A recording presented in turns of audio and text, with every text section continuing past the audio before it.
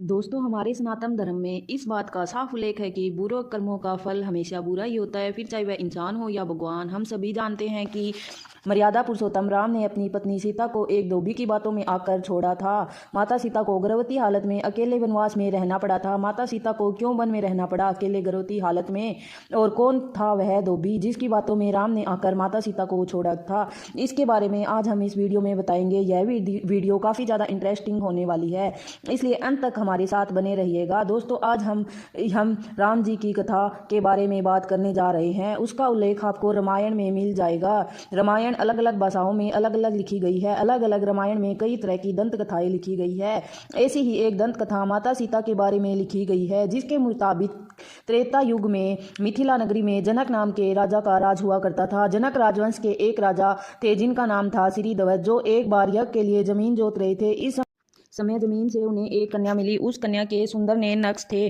देखकर उन्होंने उसे अपनी पुत्री के रूप में रख लिया। यही कन्या माता सीता के नाम से जानी जाती है। जब सीता थोड़ी बड़ी हुई तो एक दिन वह अपनी सहेलियों के साथ बगीचे में घूम रही थी। तभी उसकी नज़र एक तोते के जोड़े पर पड़ी। वह जोड़ा बहुत ही सुंदर था और वह आपस में सीता के भविष्य के बारे में बातें कर रहा था। उनमें से मादा तोता बोल रही थी कि पृथ्वी पर श्री राम के नाम से एक बड़े ही विख्यात राजा होंगे और उनकी महारानी का नाम जानकी होगा। वे राजा जानकी देवी के साथ कई वर्षों तक राज करेंगे। धन्य है वह जानकी देवी और धन्य है वह राजा जिसके प्रजा श्री राम होंगे।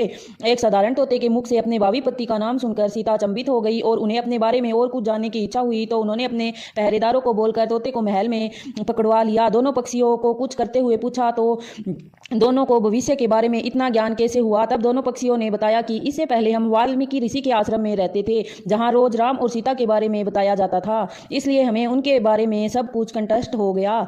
सीता जी ने उन दोनों पक्षियों की बात सुनकर यह सोचा कि ये दोनों पक्षी तो बड़े ही दिव्य है, क्यों नहीं मैं इन दोनों पक्षियों को बहला फुसलाकर अपने जीवन की हर एक बात पूछ लेती हूँ। तब माता सीता ने दोनों पक्षियों से कहा कि तुम दोनों बहुत सुंदर हो, तुम्हें मुझसे डरने की जरूरत नहीं है। तुम मुझे यह बताओ कि राम कौन है, उनका विवाह माता सीता से कब होगा। तब उन पक्षियों ने बताया कि महर्षि वाल्मीकि रामायण नाम का एक ग्रंथ लिख रहे हैं, जिसमें उन्होंने बताया कि महर्षि वशिष्ठ के अश्वमेध यज्ञ से प्रसन्न होकर भगवान विष्णु मानव शरीर धारण करके ज्येष्ठ पुत्र के रूप में जन्म लेंगे, श्री राम होंगे और बड़े होने पर श्री राम अपने छोटे भाई लक्ष्मण के साथ महर्षि वशिष्ठ के साथ मिथिला आएंगे और भगवान शिव का दिव्य धनुष तोड़कर माता सीता को विवाह करके। इतना सुनकर माता सीता कहती है कि मैं जानकी हूँ, मैं ही सीता हूँ, इसलिए तुम मुझे बताओ कि मेरे श्री राम कैसे दिखते हैं। इस पर नर तोता बोलता है कि श्री राम कमल के समान मुख वाले हैं और उनकी नाक ऊंची और भुजाएं घुटनों तक है। उनका गला सुंदर है, उनकी सुंदरता का तो क्या ही वर्णन करूं। उनकी भुजाएं घुटने तक जाती है। गला शंख के समान है। उनकी सुंदरता का क्या वर्णन करूं। उनकी सुंदरता का वर्णन 100 मुख वाला भी नहीं कर सकता। ऐसा कहकर दोनों पक्षी कहते हैं कि माता जानकी आप धन्य हैं जो आप प्रभु श्री राम की पत्नी बनेंगी। आपकी जोड़ी का तो तीनों लोकों में बखान होगा। इतना सुनकर माता सीता उनसे फिर एक प्रश्न करती है कि वह तोते का जोड़ा फिर से उनके सवालों का जवाब देता है। इस तरह माता सीता उन पक्षियों से सवाल पूछती है और वह जवाब देता है। इतना सुनकर माता सीता के मन में लालच आ गया और उन दोनों तोतों ने कहा कि जब तक मेरा विवाह नहीं हो जाता तब तक तुम राजमहल में रहोगे। सीता माता की बात सुनकर नर तोता घबरा गया और वह माता सीता से कहता है कि जनक पुत्री, हम आसमान के पंछी हैं, हम पिंजरे में बंद नहीं रह सकते, इसलिए आप हमें आजाद कर दीजिए। नर तोते की बहुत ज्यादा विनती करने पर माता सीता ने नर तोते को तो छोड़ दिया, लेकिन मादा तोता को नहीं छोड़ा और कहा कि अब मेरे साथ रहेगी। इस पर नर तोते ने कहा कि मेरी पत्नी गर्भवती है, वह मेरे साथ रहेगी, इसलिए उसे जाने दे। हम दोनों एक दूसरे का वियोग सहन नहीं कर सकते, इसलिए हमें जाने दे। इस पर माता सीता ने नर तोते की एक भी नहीं सुनी और मादा तोता ने गिड़गिड़ाते हुए कहा कि माता सीता, मैं गर्भवती हूँ, इसलिए आप मुझे जाने दे। मैं अपने स्थान पर बच्चे पैदा करूंगी।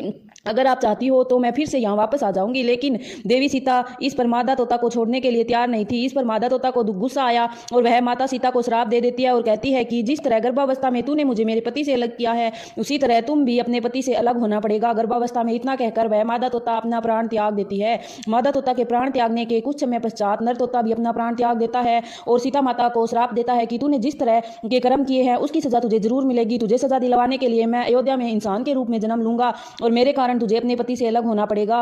और तोते की बात सुनकर माता सीता को बहुत दुख हुआ, लेकिन तब तक बहुत देर हो चुकी थी। माता सीता कुछ नहीं कर सकी और बताया जाता है कि अगले जन्म में यह नर तोता ही था जिसने माता सीता के चरित्र पर आवाज उठाई, जिसके कारण माता सीता को अपनी पति का वियोग सहना पड़ा। माता सीता वन में भटकते हुए महर्षि वाल्मीकि के आश्रम में पहुंची और वहीं लव कुश को जन्म दिया। एक अन्य किताब में देवी सीता की पुराणों की एक अन्य कथा मिलती है, जिसके चलते यह बताया गया है एक बार नारद जी ऋषि को अपमान हो गया कि कामदेव भी उनकी तपस्या को भंग नहीं कर सकते। तब नारद जी ने यह घमंड में विष्णु जी को यह बात बताई। तब विष्णु जी ने नारद जी का घमंड तोड़ने के लिए एक योजना बनाई।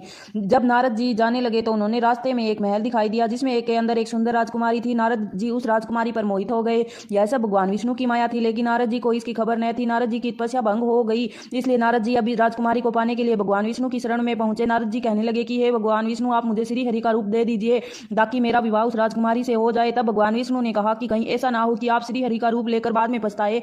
नारद जी यह नहीं जानते थे कि भगवान विष्णु का एक वानर रूप भी है। जब नारद जी राजकुमारी की वरणमाला में पहुंचे तब पूरी सभा देखकर नारद जी को हंसने लगी। राजकुमारी ने नारद जी को देखकर उन्हें वरमाला नहीं पहनाई। इस समय भगवान विष्णु उस सभा में पहुंचे और राजकुमारी ने उन्हें माला पहना दी। यह सब देखकर नारद जी अचंभित हो गए। नारद जी को यह समझ नहीं आ रहा था कि सब लोग उसे देखकर क्यों हंस रहे हैं। तभी नारद जी को उस महल में एक पानी का पात्र दिखाई दिया। उन्होंने वहां जाकर अपना मुख देखा। तब नारद जी को गुस्सा आया। उन्होंने गुस्से में भगवान विष्णु को श्राप दे दिया कि जिस तरह आज मैं स्त्री के लिए तड़प रहा हूं, आप भी पृथ्वी पर जाकर स्त्री के लिए तड़पेंगे। तभी भगवान विष्णु जी नारद जी के कठोर शब्दों को सुनकर अपनी माया को समेट लिया। इस तरह नारद जी को जब अपनी गलती का एहसास हुआ तो उन्होंने भगवान विष्णु से माफी मांगी और नारद जी के श्राप की वजह से भगवान विष्णु को राम के रूप में सीता माता का वियोग सहना पड़ा। दोस्तों, आप हमें बताइए कि किसके श्राप की वजह से माता सीता को राम से दूर होना पड़ा, कमेंट में जरूर